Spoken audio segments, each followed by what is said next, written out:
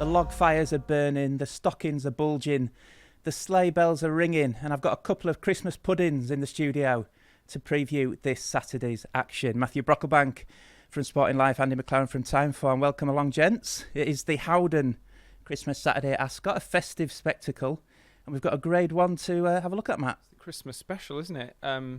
Feels a bit like I've drawn the short straw here, but yeah, we'll get stuck into the action straight away. Long Walk Hurdle, yeah, it's a really good race, really competitive, quality stuff. Don't get many Irish runners in this. I don't think we've had an Irish winner of the Long Walk at all in the race's history, but we've got some really fascinating runners. They don't come over this time of year much, do they? No, here they are. They're out in force as well. Obviously, the Wall Park is yet to kind of burst onto the graded scene, but this is his big chance. He's down there on 163. At the top of the shop, obviously, though, we have Ollie Murphy's horse, Strong Leader, won the long distance, and he won it nicely. I'm sure we'll come on to him in a little bit more detail. I'd quite like to pick a few holes in this because I know he's clear on the ratings, but I think we can have a little pick at that form a little bit, can't we? Is he overrated? He is, in my opinion, but we'll see. Well, let's talk about Strong Leader because he is top of the Time Farm ratings and he's top of the market, Andy. And here he is winning at Aintree in the spring, which was a bit of a coming-of-age performance. It was, yeah. This is the performance which has earned him that rating that puts him £4 clear in this race. I think Matt was referring to his win at Newbury and his comeback where he beat Montmoral and the below-par Langadan. I can understand why that wasn't the strongest piece. Aren't they? Exactly, yeah. Whereas this was his real, like you say, Scoop, his coming-of-age performance. This was this has marked him down as the highest-rated staying hurdler in Britain on the back of this performance. You've got Hidden Valley Lake there chasing him home in third. He reopposes. I think there's reasons to believe he could get a bit closer to Ollie Murphy's charge.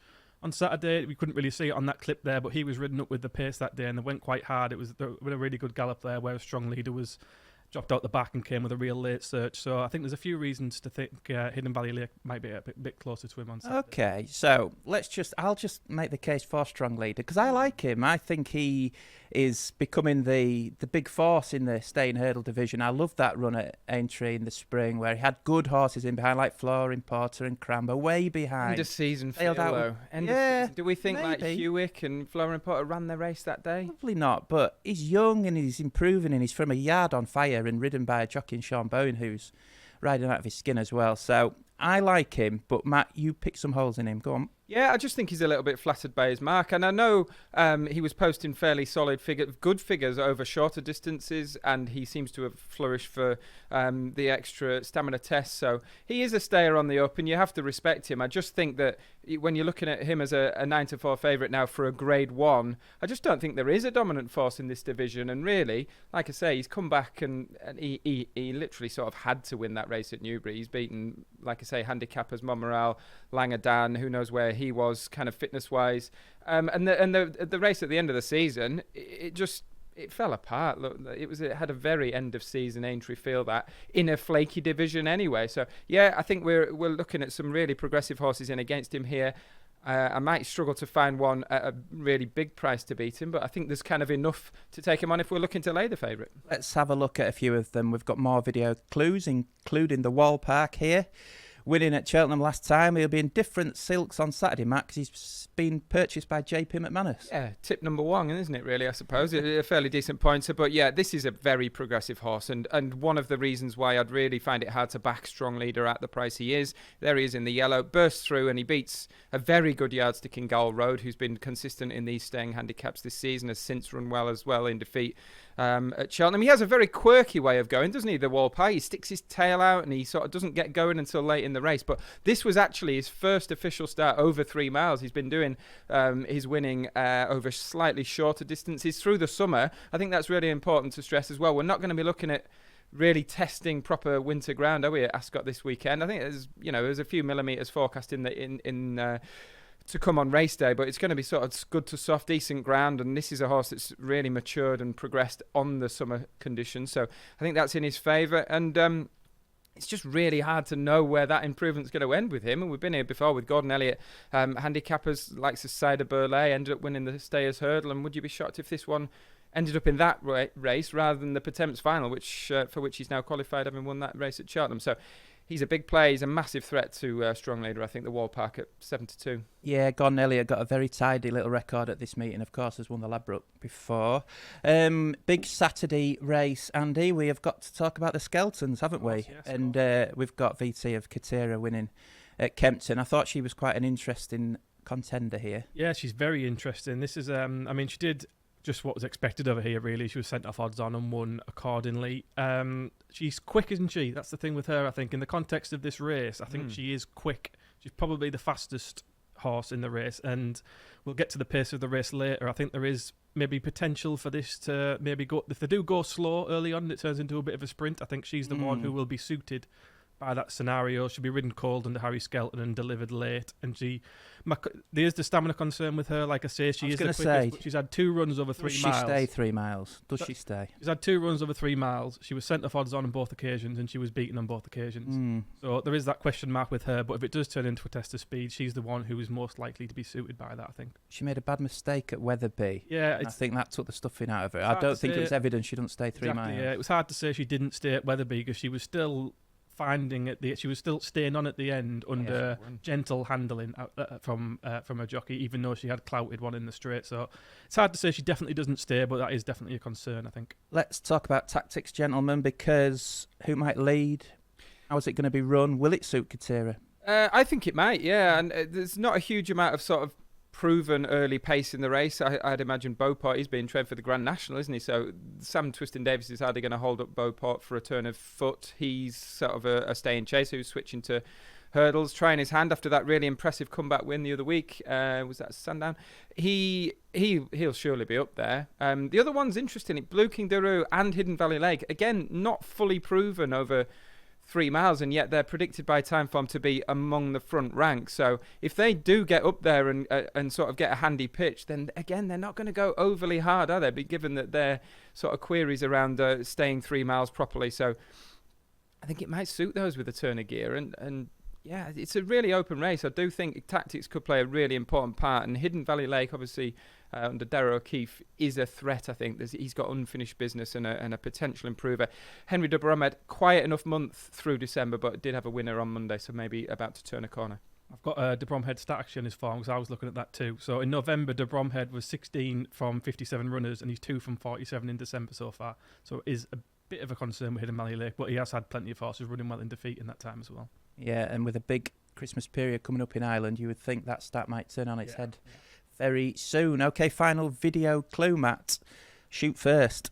Charles Burns winning at Haydock, and this was a big price this day, and I just wonder if they were a little bit worried about ground conditions, but got away with it. I think you might have nailed it. I think that was exactly that, because I remember looking at this race, and Shoot First was about, I think it was a well back sort of 7-8 to 1 shot on through the Friday, and I was kind of looking at him and thinking, well, the value's probably gone. Easy to say now, having drifted to a price and won, but it was quite a taking performance, and let's not forget this is the old fixed brush handicap. This is the route that previous Long Walk Hurdle winners Sam Spinner and Paisley Park took, and interestingly Sam Spinner actually won off exactly the same mark. Crambo was beaten in it, wasn't he? He was an eye-catching second or third in the race before winning here. So yeah, it's got a history of it, and Charles Burns hasn't had a runner at Ascot for 4 or 5 seasons now. He's not from 4 overall at Ascot, but obviously a trainer that you have to respect at these meetings, and another one that is way behind the favourite on Timeform ratings, but is sitting on that potential because he's an 8-year-old, but he's a very lightly raced 8-year-old and has obviously done well for that time off the track. And I do think getting back on some slightly better ground could see him in an even better light. So another one that I'm slightly fearful of in an open race, open Grade 1. Okay, yeah, open Grade 1. Good race, though. And it is selection box time, appropriately. Who do you fancy? I fancy loads against the favourite, so I think he's a lay. He's a lay to win and place. If I had to back one, it'd probably be the Wall Park. I just think this is a horse he's getting to the front and he's dossing, isn't he? I just think he's got so much under the bonnet. Not a huge price, probably not a value bet, but Wall Park if I was backed into a corner and had to have my last tenner on one. Andy Mack? Feels like a bit of a changing of the guard this race, doesn't it? You used to seeing the likes of Paisley Park, Champ and Dashel Drasher banging heads in these staying Grade 1 hurdles. But I think the oldest horse in this race is 7-year-old, so it does feel like a bit of a changing of the guard. I'm not as confident as Matt in getting Strong Leader beat. I can see why he's favourite, and I think he is the one to beat. But at the prices, I think Hidden Valley Lake is overpriced when you consider that run at Aintree, where I think he can get a lot closer to him in the context of this race. And strong lead is about 9-4, and Hidden Valley Lake's about 9-1. So I'll be tentatively siding with Hidden Valley Lake, I think. Excellent. Looking forward to the Howden Long Walk Hurdle, the 225 at Ascot on Saturday. Right then, gents, we're going to finish with the best bets for the weekend. Andy, I'm going to come to you first. That man, Dan Skelton again. I'm going with his horse Phlegmatic in the 3 o'clock at Ascot, the big handicap chase. First of all, Victorino could just win this. It's simple as that. He's obviously won this race last year from £1 lower, Victorino this is, and he had a really eye-catching run at Newbury in the old Hennessy. But he does need to sharpen up his jumping. He does tend to make mistakes earlier on, and if he could be vulnerable again if he does that again. And Phlegmatic, he's just too well handicapped to ignore now. He's £3 lower now than when he was third in this race last year behind Victorino. He's £4 better off the weights at him before he went to Kempton and won there off, again, £3 lower way, beat that good horse of Kim Bailey's.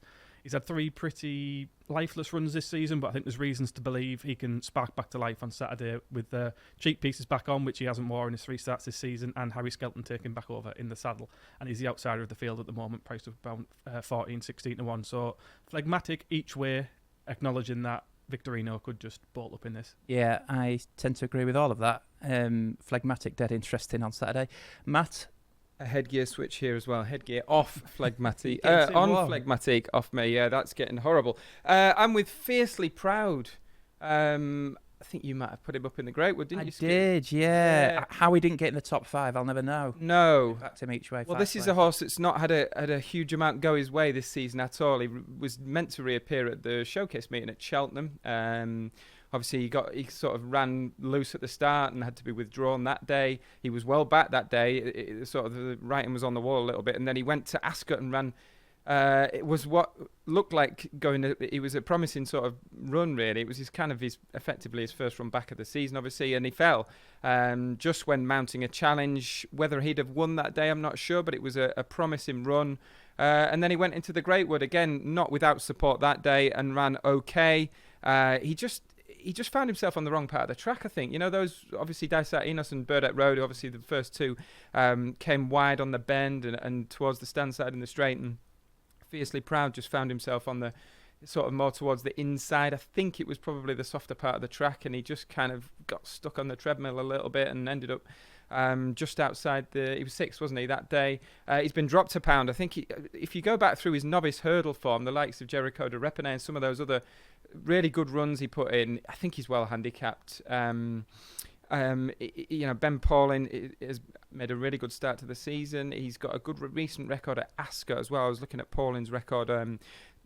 Yet to have a winner there this season, but last year he was 4 from 19 at Ascot in that, and then 6 seconds on the back of that as well on top. So really good record at Ascot. I think he's come down to a good mark, and 128 is his current rating. That's going to be exploited at some stage. This is a warm race. Look, he's got to reverse the form with a couple of those that finished ahead of him in the Greatwood Hurdle, but I do think this is a promising second season hurdler who could make a big splash in one of these handicaps, so he's a big price. Yeah, great stuff. Great race, the Ladbrokes Hurdle that closes the card at Ascot on Saturday. Fiercely Proud for Matt in the 3:35 at Ascot. Phlegmatic for Andy on the same card earlier on. That's it from us. I hope you enjoy Ascot on Saturday. It's their richest jumps day of the season, the Howden Long Walk Hurdle Day. That's it from us. Merry Christmas, everyone.